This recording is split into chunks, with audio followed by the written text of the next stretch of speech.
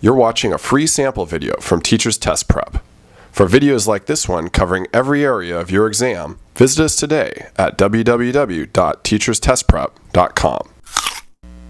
Here we're going to talk about some pre- and post-reading strategies, and what we're referring to here is as we're helping students develop their reading skills, and specifically we're talking about their reading comprehension skills with most of these techniques.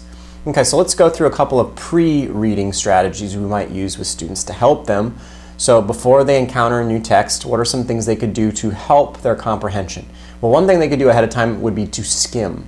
Skimming is the process of looking over a reading passage very quickly to get a broad understanding of what it might be about, to locate specific information that might be valuable to us to orient our brain to what it is that we'll be looking at. So a couple of different things we could be looking for when we're skimming. Titles. Titles can obviously give us some information about what we might be reading. Below that, headings, so the little parts of the piece that we might be looking at, the subtopics that might be explained in the piece.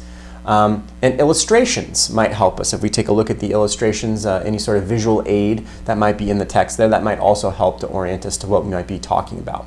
You'll notice that with a lot of these skimming strategies, it will help mostly with nonfiction, right? If we're looking at nonfiction text, as opposed to fiction like a novel, they're not going to have things like titles or headings. They might have a title of, the chapter or the book, but they're not going to have a title or headings or illustrations a lot of times. Reading the first or topic sentences of each paragraph. So if I was just very quickly skimming through something, I might read the first sentence of each paragraph to get an idea of what each sub-idea that the author might be exploring is. And then finally, looking for pertinent information like vocabulary. Oftentimes in textbooks, that vocabulary might even be bolded if it's important, that's going to be tested on later. Names and dates are the other two big things that we could be looking out for. So who are we talking about here? We might see that person's name recur, and then dates might help to orient us to what time period we're talking about in the text.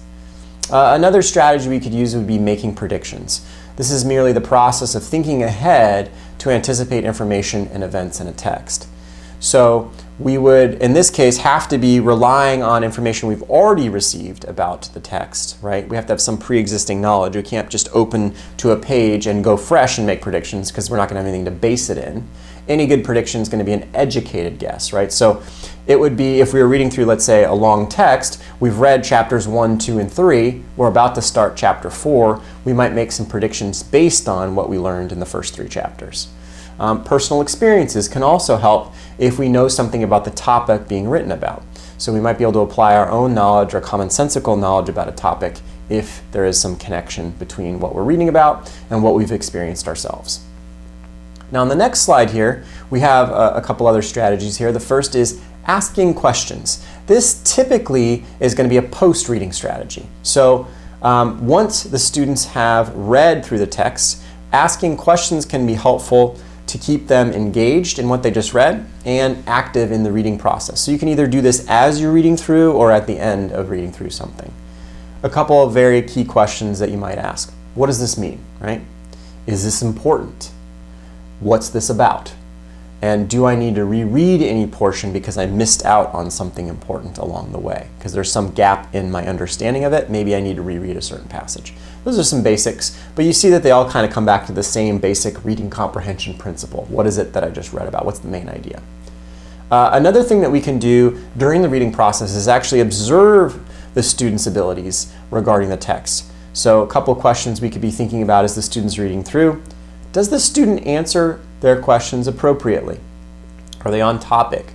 Does a student look confused as they're reading through, right? Oftentimes body language can be a great indicator of whether a student is understanding the text or not. If they're kind of making loud sighing sounds or they're kind of throwing up their hands, they're probably frustrated and not being able to understand, right? Whereas if you see them very intently reading, there's probably a better chance that they're understanding what they're reading, right?